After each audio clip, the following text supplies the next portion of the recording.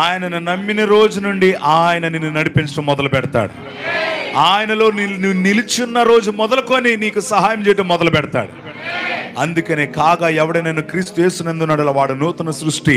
అంటే నీవు నూతన సృష్టి, పాతవి గతించిపోయిను, సమస్తము క్రొత్తమైన. సమస్తమును ప్రేత వస్త్రము తీసివేస్తాడు దేవుడు, నీతి వస్త్రమును ధరింపజేస్తాడు, మహిమ కలిగిన వస్త్రాన్ని ఇస్తాడు, క్రొత్త వస్త్రం ఇస్తాడు. ఇదే మారు మనసు పొందిన వారికి పొందుకునేటువంటి వస్త్రం ఇది. కాబట్టి పరిశుద్ధాత్మక ఆలయముగా మీ దేహాలు ఉండును గాక. ఎందుకు భయము భక్తి ఎలా మనం కలిగి ఉండాలి, ఆయన మార్గంలో ఎలా నిలిచి ఉండాలి, ఆయన వాక్యానికి ఎలా లోబడాలో ఆయన మనకు నేర్పిస్తాడు. సర్వ సత్యంలోకి మనం నడిపిస్తాడు. ఆత్మలో ఆరాధించడం నేర్పిస్తాడు. క్రమంగా సంఘంలో పరిచర్య చేయడం నేర్పిస్తాడు. దేవుని సన్నిధిలో ఎలా ప్రవర్తించాలో నేర్పిస్తాడు. దుష్టుడు ఏం నేర్పిస్తాడు? మందిరంలో అల్లరచిల్లరగా ఎలా ఉండాలో నేర్పిస్తాడు. మాటకి ఎలా అవిధేయతగా ఉండాలో నేర్పిస్తాడు. కాబట్టి దుష్టునికి చోటు ఇవ్వద్దు. నీవు చోటిస్తేనే పరిశుద్ధాత్మ దేవునికి నీ దేహం ఆలయంగా మార్చబడుతుంది. గుర్తుపెట్టుకు, ఆలయంగా మార్చబడిన తర్వాత నీవు ప్రతిరోజు సహవాసం అంటబెట్టుకొని ఉండాలి. సంఘంకు శిరస్సు ఎవరో? యేసయ్య. కాబట్టి ఆయనతో అంటబెట్టుకొని ఉండాలి. ఆయన ఆలోచనలు నీకు తెలియపరుస్తాడు. నీవు నడవలసిన మార్గము తెలియపరుస్తాడు. వంకర టెంకర్లు ఉన్న నీ మార్గములు సరళపరుస్తాడు. యేసు ప్రభువు చెప్తున్నారు, ఒక స్త్రీని మోహపు చూపుతో చూస్తేనే అది పాపం అని.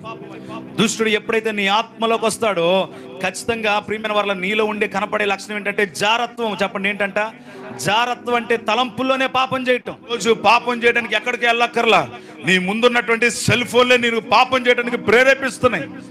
మానవుని తలంపులు, ఆలోచనలు వంకర త్రింకలుగా వెళ్ళటానికి, సరైన త్రోవలో వెళ్ళకున్నట్లుగా ఇది చిన్న వయసు నుండే మానవుని పట్టి పీడిస్తున్నాయి. దుష్టుడు వేస్తున్న వల అంటే ఇంగ్లీష్లో నెట్ అంటారు.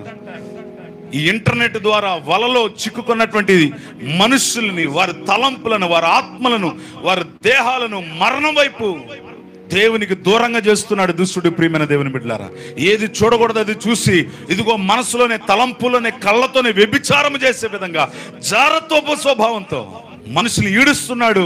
కారణం ఏంటంటే వాడి హృదయాల్లో ఎవరు చోటు చేసుకున్నారు? తల్లిదండ్రులకు ఎదురు చెప్తా, భర్తకు ఎదురు చెప్తా, ఇదిగో లోబడలేకపోవటం, అసూయ, కలహము, మత్సరములు, గొడవలు, కక్షలు, ఇవన్నీ పాపము ఒక ఆత్మలో ఉంటే కనబడుతున్నటువంటి లక్షణాలు. ఇప్పుడు నేను చెప్పిన మాట ఏదైనా సరే నీ హృదయంలో ఉంటే వాక్యం అనే అద్దం వంటిది. నువ్వు అద్దం ముందుకు వచ్చి నిలబడితే నీవు లావుగున్నావా, సన్నగున్నావా, తెల్లగున్నావా, నల్లగున్నావా, నీ స్పష్టం, నీ వస్త్రధారణ అన్నీ కూడా వాక్యం ముందుకు వచ్చి నిలబడితే ప్రియమైన దేవుని బిడ్డలారా, నీ బతికింటూ బయటపడుతుంది. అందుకని అందరు రాలేరు దేవుని సన్నిధికి, సంపూర్ణంగా అప్పగించుకోలేరు.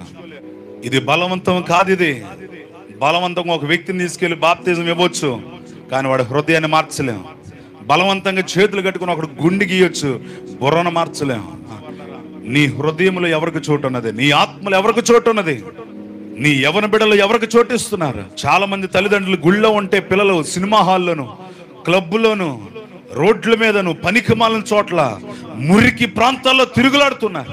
కాబట్టి పరిశుద్ధాత్మక ఆలయముగా మీ దేహాలు ఉండును గాక. పరిశుద్ధాత్మ మనలో ఉన్నప్పుడు దేవుని యందు భయము భక్తి ఎలా మనం కలిగి ఉండాలి, ఆయన మార్గంలో ఎలా నిలిచి ఉండాలి, ఆయన వాక్యానికి ఎలా లోబడాలో ఆయన మనకు నేర్పిస్తాడు.